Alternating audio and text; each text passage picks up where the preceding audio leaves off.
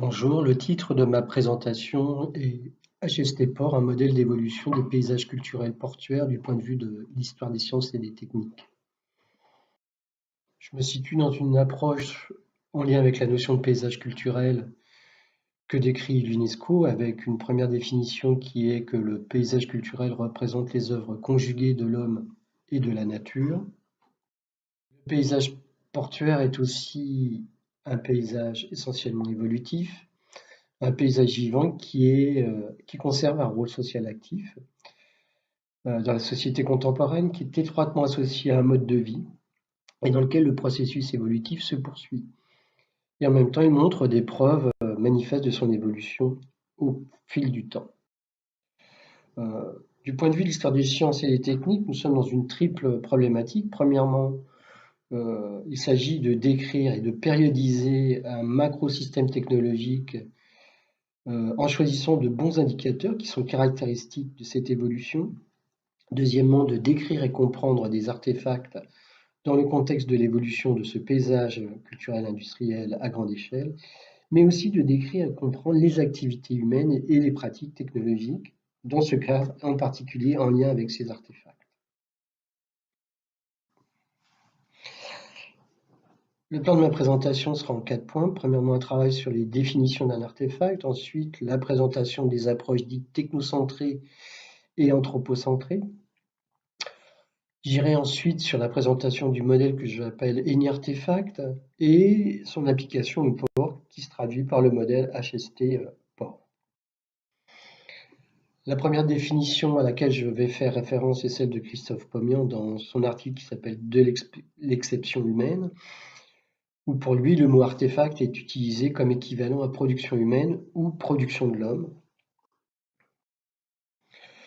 Par ailleurs, ce qu'il indique, c'est que l'environnement quotidien est un artefact qui est lui-même composé d'artefacts. Donc on est sur la forme de penser des artefacts complexes d'assez grande dimension et que l'on peut décomposer en artefacts plus simples et de dimension plus réduite.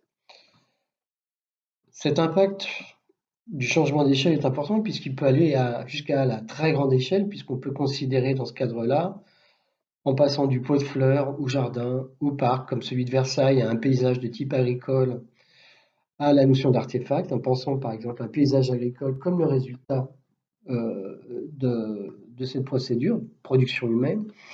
Et de la même manière, pour un paysage industriel, un marteau peut être impliqué dans une forge dans une usine sidérurgique, et donc constitue un paysage, ou participe à un paysage industriel, et le paysage industriel est lui-même un artefact. Autre auteur extrêmement intéressant, Rabardel, en particulier dans un ouvrage qui s'appelle Les hommes et les technologies, et qui mentionne deux approches. Une approche à dominante technocentrique, où la place de l'être humain est de fait résiduelle, comme le montre cette image, où on a la proposition d'une lignée en lien avec la motorisation et la locomotion. On va passer d'un premier véhicule à vapeur à un autre type de motorisation en particulier. Pour revenir au port, le modèle Iniport qui est proposé par James Byrne et qui se propose de traduire l'évolution des ports en 6 étapes, eh bien, cette évolution est basée sur le suivi de ou la création, la construction d'artefacts qui sont caractéristiques de l'évolution du port, comme des quais, des docks, des pontons. Et ce modèle, donc, Eniport, permet, lorsqu'il est appliqué, de faire une histoire comparée et donc de pouvoir déterminer une périodisation. L'approche à dominante anthropocentrique change de posture. Ici, l'homme occupe une position centrale depuis laquelle sont pensés les rapports aux techniques, aux machines et aux systèmes, et cette option place l'activité de l'homme au cœur de l'analyse. Ça nécessite de rediscuter la notion d'artefact, puisqu'il s'agit ici d'une désignation qui est neutre et qui ne spécifie pas le type de rapport qu'il peut y avoir, en particulier par rapport à l'humain. Donc ici, ce qui est important, ce qui nous intéresse, c'est la chose susceptible d'un usage. Et donc l'artefact est associé à la notion d'activité et l'idée qu'il est élaboré pour s'inscrire dans des activités finalisées. Et par ailleurs, on peut penser l'artefact qui est une solution à un problème ou à une classe de problèmes socialement posés. En résumé, on se retrouve avec l'activité humaine qui est au centre de notre étude, avec deux pôles, un pôle artefact, un pôle êtres humains que j'appellerai ensuite acteurs. Et nous sommes sur des formes d'interrogation, de questionnement du rapport entre artefacts, êtres humains et activités, et pouvoir les décrire. Et ça se traduit par un modèle aussi d'évolution temporelle en fait en deux étapes, avec d'une part la production, la fabrication de l'artefact, et puis la question des usages, le temps de l'usage de l'artefact. Si on applique ces principes à un paysage culturel portuaire, par exemple un arsenal, dont la définition est la suivante, un arsenal est un enclos où est compris un port de mer appartenant au gouvernement, où il tient ses vaisseaux et tout ce qui est propre à les construire, à les conserver, à les armer, les désarmer, les radouber, comme le dit l'encyclopédie méthodique de marine en 1783. Cette carte nous donne des indications aussi intéressantes. Premièrement, on peut considérer l'arsenal comme un artefact de très grande dimension, donc c'est un macro-système technologique, mais c'est un artefact. Deuxièmement, cet artefact de très grande dimension est décomposé et décomposable en éléments beaucoup plus simples dont on a la liste ici, et qui est une liste extrêmement conséquente. Pour résumer, un port, un arsenal est un artefact de grande échelle et répond à la définition, donc produit par l'homme et susceptible d'un usage élaboré pour s'inscrire dans des activités finalisées. Le port forme un système technologique complexe composé d'un grand nombre d'artefacts de plus petites échelles, quais, grues, corderies, forges, silos de stockage, etc., etc. Le modèle Eni Artefact, qui se veut générique, se propose en fait d'étudier l'activité humaine en rajoutant un pôle. Jusqu'à maintenant, avec Rabardel, on était sur la forme d'étudier l'activité en lien avec le pôle acteur, le pôle artefact, et de définir la nature des rapports de ces deux pôles, acteurs-artefacts, de quelle manière ils sont impliqués dans ces activités. En tant qu'historien des sciences et des techniques, ce qui nous intéresse aussi, c'est de définir cette activité au travers des savoirs et de suivre, avec un modèle d'évolution temporelle, eh bien, les lieux où sont utilisés des savoirs, des artefacts déjà existants, mais aussi les moments, les périodes où sont inventés de nouveaux artefacts, où sont inventés de nouveaux savoirs, en particulier à caractère technologique ou scientifique. Donc ce modèle Eni Artefact, qui est désormais un triptyque pour décrire l'activité humaine, est associé à un modèle d'évolution temporelle. Ce modèle d'évolution temporelle est en 5 étapes, avec une étape 0 qui correspond à l'émergence d'un besoin.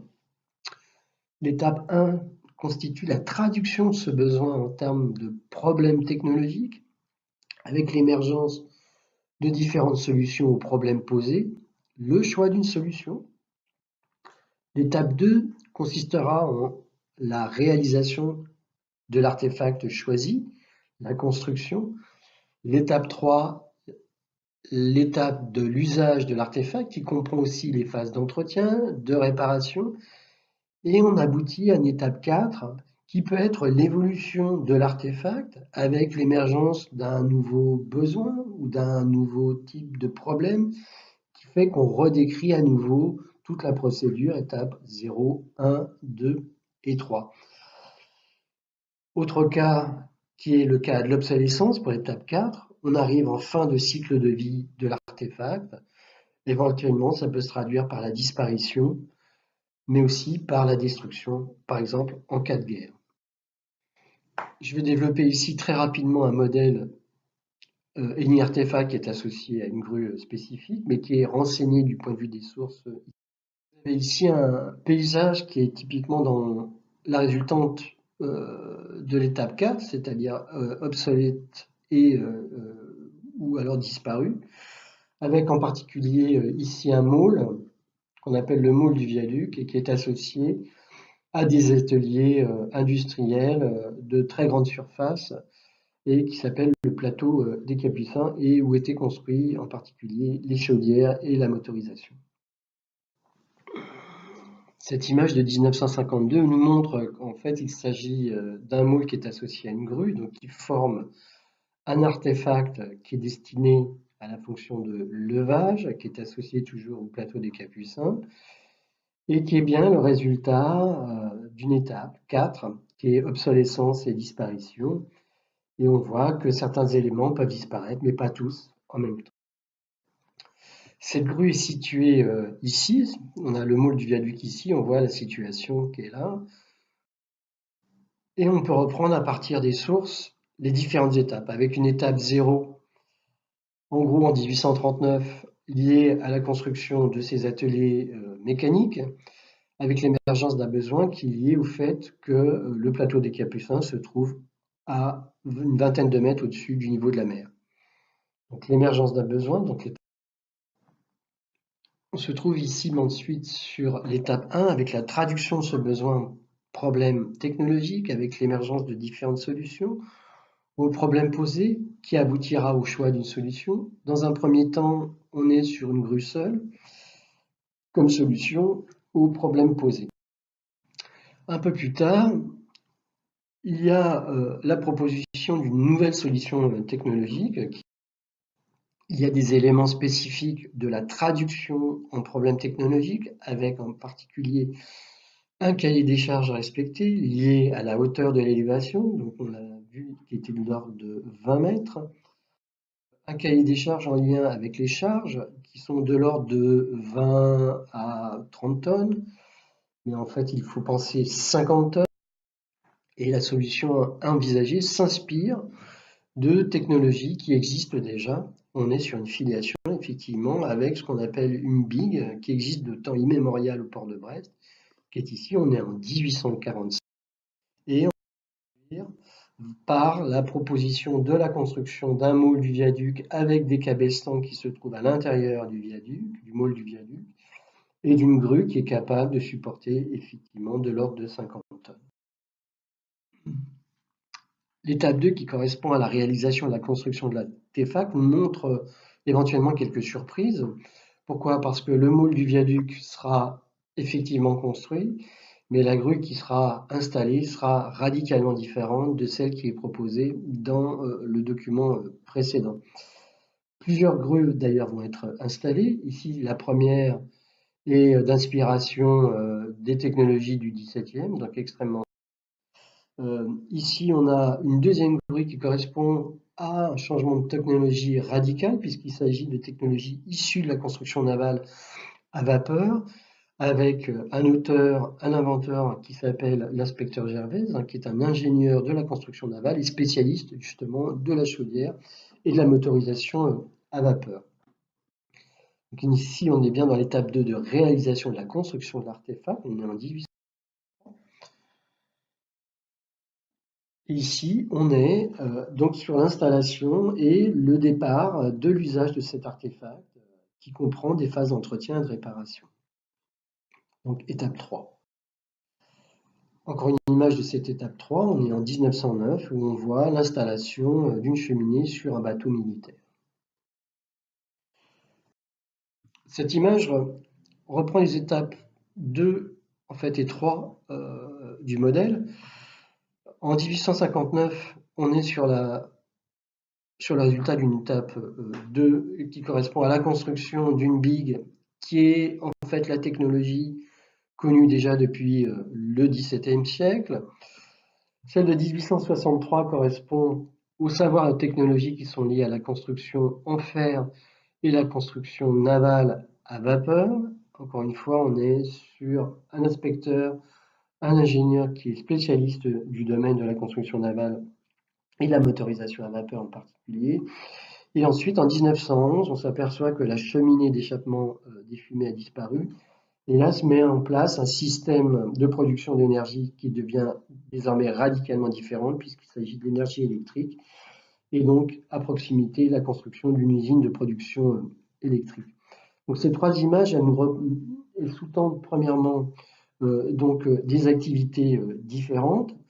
Elles sous-tendent aussi des métiers différents et donc des activités humaines extrêmement différentes qui sont liées à la fois à la question des usages, à la question de la construction de ces artefacts, mais qui est liée aussi à la question de la réparation et de la maintenance de ces artefacts. Donc des changements de métier qui sont assez radicaux. Alors le modèle HST port, qu'est-ce que c'est? C'est premièrement, dans un premier temps, un modèle technocentré d'évolution temporelle du port à partir d'une série d'artefacts de même nature et que nous avons considérés comme de bons indicateurs. Donc des quais, des grues, des ponts, des silos de stockage, ou alors des unités de production industrielle comme des forges, des corderies. Ça, ce sont des choses que Bruno Roux a déjà montrées en particulier l'année dernière. Pour chaque artefact, on applique AnyArtefact et on étudie son cycle d'évolution. Et ce sont au travers des activités humaines liées à chaque artefact qu'on peut aussi montrer un renouvellement des pratiques, des savoirs et des artefacts. Donc certains seront abandonnés, d'autres inventés. C'est ça qui nous intéresse. Donc très rapidement pour cette dimension technocentrée, je vais vous montrer ici une vue en 1640 avec un paysage qui commence à être artificialisé, donc qui devient un artefact de très grande dimension pour répondre à cette définition d'arsenal. Intéressé, c'est la question des grues et la position des grues à titre de démonstration de cette méthode. La première grue amatée importante sera installée ici en 1680, 1681. En voici la technologie. C'est une technologie complexe, mais qui est basée sur des systèmes de palans à énergie humaine et qui permet de lever des mâts de masse assez conséquente, puisqu'il s'agit de masses de l'ordre de 10 à 15 tonnes.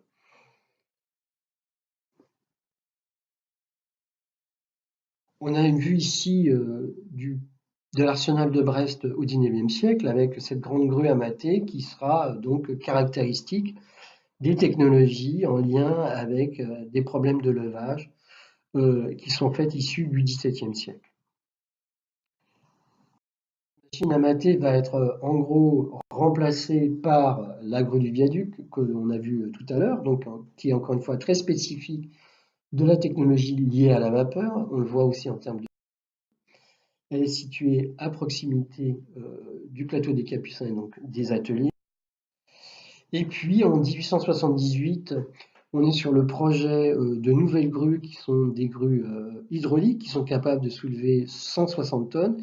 Et là, on a un changement radical puisque désormais, ce sont des industriels dont c'est la spécialité qui vont produire et vendre ces grues. Auparavant, la grue amatée comme la grue gervaise étaient des productions locales, internes et donc très caractéristiques des savoirs et des activités du port. On est sur des formes d'externalisation des activités en achetant des grues désormais à l'extérieur et à des industriels. Donc ici, ce sont les ingénieurs constructeurs bons illustrement et qui vont inventer un nouveau type de grue qui sont des grues à caractère hydraulique, qui sont installées donc ici dans le paysage. Et lorsqu'on reprend cette vue de Brest en 1920 à peu près, eh bien on s'aperçoit que la grue amatée qui était ici a disparu. On est bien sur cette étape 4 qui est à l'œuvre. La grue hydraulique se trouve ici et apparaît une grue aussi très grande ici sur la droite qui est une grue électrique. Donc le fait de suivre les grues nous permet de démontrer à la fois d'une périodisation du port, mais aussi des changements radicaux en termes de métier, en termes de savoir, de technologie, mais aussi de choses très caractéristiques en termes d'invention, d'innovation. Cette image résume un peu la situation sur la dynamique d'évolution du port. Premièrement, la machine amatée de 10 à 15 tonnes qui se trouve à l'entrée de la rivière qui s'appelle la Pinfeld. Ensuite, on passe à la grue gervaise, donc caractéristique plutôt du 19e. Ensuite, fin 19e, grue hydraulique de 160 tonnes. Et ensuite, une grue électrique à partir de 1910. Et on s'aperçoit qu'on va avoir un mouvement rentrant pour passer de la machine amatée vers la grue gervaise. Et ensuite, un mouvement sortant la grue hydraulique et la grue électrique, et désormais aucune de ces grues n'existe dans le paysage industriel. Donc chacune correspond à l'étape numéro 4, c'est-à-dire obsolescence ou disparition. Alors, ceci était un premier exemple donc, de la méthode HST-POR. Cette méthode, elle s'applique aussi à des choses qui sont non visibles dans le paysage et qui correspondent aux activités à l'intérieur d'une unité de production industrielle, comme par exemple les forges. Et nous nous intéressons justement à l'activité humaine dans les forges sur le même laps de temps, c'est-à-dire du XVIIe jusqu'au XXe siècle, avec ici une image d'une équipe au travail qui est concernant la forge des encres, avec des changements radicaux avec le XIXe siècle, avec l'installation de ce qu'on appelle des marteaux-pilons qui vont être en activité jusqu'à la fin du XXe siècle. Alors si je résume le modèle HST-POR, c'est un modèle donc technocentré d'évolution temporelle et on choisit une série d'artefacts. Et pour chaque artefact, on applique any artefact, c'est-à-dire qu'on s'intéresse aux activités humaines en définissant les rapports entre acteurs, artefacts et savoir, et de quelle manière, du point de vue de l'histoire des sciences et des techniques, on est sur des formes d'usage déjà en place, ou alors d'invention de nouveaux usages, d'invention de nouveaux savoirs, ou d'invention de nouveaux artefacts. On est dans une triple problématique, donc la périodisation des paysages culturels industriels, donc comprendre les artefacts et comprendre les activités humaines. Voilà, je vous remercie pour votre attention.